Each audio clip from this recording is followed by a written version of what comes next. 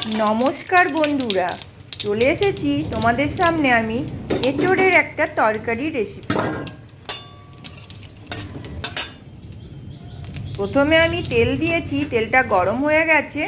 ফোড়ন দিয়েছি তেজপাতা, জিরা, গোটা গরম মশলা। এবার আমি কেটে রাখা আলুগুলোকে ভেজে নেব। ভাজা হয়ে গেছে, এবার আমি মশলা দিচ্ছি। জিরা, আদা, লঙ্কা আর একটু ধনে বাটা, লবণ দিলাম। লবণ দিয়ে এবার ভালো করে আমি কষে নেব। কষা হয়ে গেছে, এঁচোড়টা আমার সিদ্ধ করে রাখা ছিল, সেটাকে দিয়ে দিলাম। এইভাবে ভালো করে নাড়াচাড়া করে কষে নিয়ে এবার আমি গরম জল দেব। জল দিয়ে ভালো করে নাড়াচাড়া করে ঢাকা চাপা দিয়ে আমি এখন সিদ্ধ করব। এই যে সিদ্ধ হচ্ছে, ঢাকনা খুলে এবার দেখো, এই যে আবার আমাকে ঢাকনা দিতে হচ্ছে, সিদ্ধ হয়নি পুরো। এবার আমি ঢাকনা খুলে সামান্য একটু চিনি দিলাম।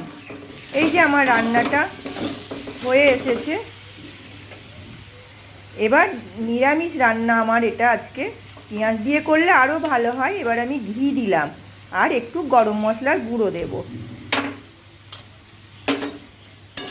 রান্না আমার কমপ্লিট।